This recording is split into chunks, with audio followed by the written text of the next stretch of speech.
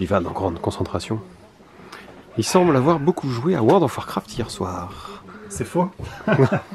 Regarde-moi à nouveau dans les yeux et dis-moi que c'est faux. C'est vrai. Et bonjour, ici Excalibur. Alors aujourd'hui, moi je vais vous présenter Brian Boru. C'est un jeu de Pierre Sylvester et illustré par Deirdre de Bara. Alors c'est un jeu de 3 à 5 pour des parties de 1h à 1h30 environ et de 14 ans et plus. Alors dans Brian Boru, ça va être un jeu de majorité et de conquête de territoire. D'accord. Alors pour ce faire, en fait, il va y avoir plusieurs phases. Premièrement, en fait, il va y avoir un beau plateau avec toutes les régions qu'on va pouvoir aller conquérir.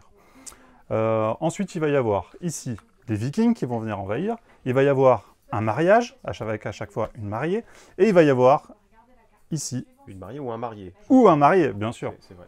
Ou ici, du coup, tout ça, c'est le côté religieux.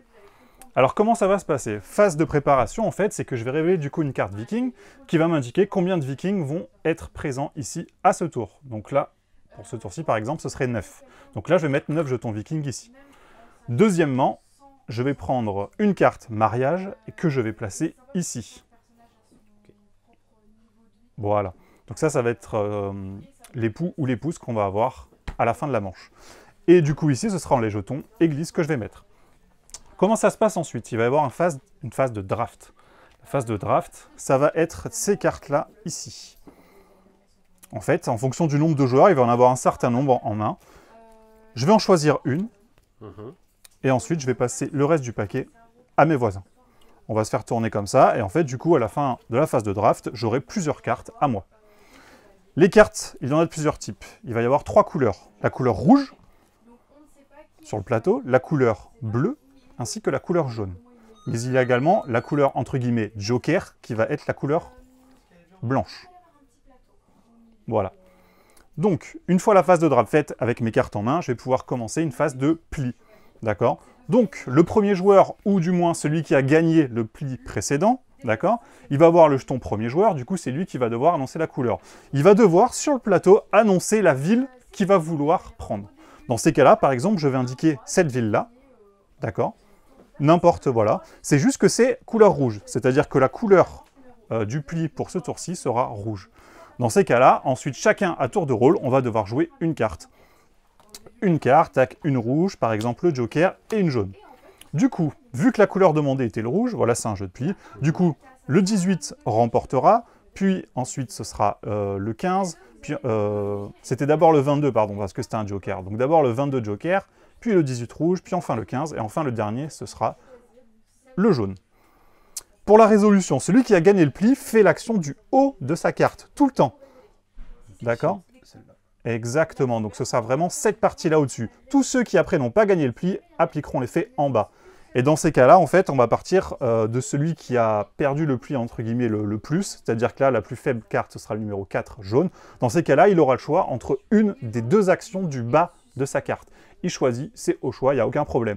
Par exemple, il y aura récupérer de l'argent, pouvoir justement déposer des jetons à la religion, déposer des jetons pour le mariage, en fait. Déposer aussi, récupérer des vikings, d'accord? Donc c'est vraiment pour la conquête, les vikings vont les aider.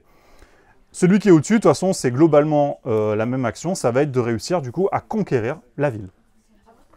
Une fois que j'ai prise la ville, en fait, je vais avoir des petits socles qui sont à peu près comme ceci. En fait, donc du coup, j'aurai mon socle qui sera autour de ma ville, où ce sera plus des petits jetons en bois, en fait, que je vais mettre sur mon truc. Donc ça veut dire que la ville sera à moi, m'appartiendra à ma couleur. Ensuite, c'est la phase, justement, on va regarder la phase d'entretien. Dans ces cas-là, on va regarder au niveau du mariage, qui c'est qui est devant. Celui qui est devant, en fait, il va récupérer la carte mariage qui va lui offrir un bonus, directement. Donc le bonus en bas de... Exactement. Ok. Ensuite, il va y avoir la phase combat. La phase combat, c'est les vikings. On va regarder celui qui a récupéré le plus de vikings à cette phase-là. Et dans ces cas-là, ce qu'il va pouvoir faire, il va pouvoir attaquer celui qui est le plus faible, et il va décider à celui qui est le plus faible, en fait, que les vikings envahissent une de ces villes qu'il a conquis. Dans ces cas-là, en fait, la ville qu'il aura conquis, elle ne compte plus pour lui. Elle est neutre, elle est pour les vikings. Donc il a perdu une de ces villes. Ensuite, il va y avoir les églises. Les églises, c'est pareil, c'est que celui qui est devant va pouvoir en fait doubler, comment dire, la valeur de sa ville. C'est-à-dire qu'au lieu qu'elle vale que 1 point, elle vaudra 2 points, sa ville. Exactement, je l'entoure comme ça veut dire que cette ville-là qui m'appartient vaudra 2 pour le décompte, parce que c'est un jeu de majorité. Ok. Et une fois que c'est fait, justement, on va revendiquer les régions. C'est-à-dire que, par exemple, pour cette région-là, ce petit symbole 5 va m'indiquer qu'il faut qu'il y ait au moins 6 villes qui soient revendiquées dans cette région. Et ensuite, moi, je vais pouvoir dire, eh ben, c'est moi qui suis le majoritaire. Dans ces cas-là, par exemple, si j'en ai 3, et mes collègues 1, et mon autre adversaire 1, je vais pouvoir dire, ben, celle-ci, par exemple, ce sera ma ville. Dans ces cas-là, je pourrais récupérer la petite tuile qui correspond à la région, la récupérer devant moi, et ça fera des points de victoire. Sachant que si quelqu'un veut me la prendre, il faudra qu'il dépasse, pas l'égalité, il faudra qu'il me dépasse au niveau du nombre de villes qu'il a dans cette région.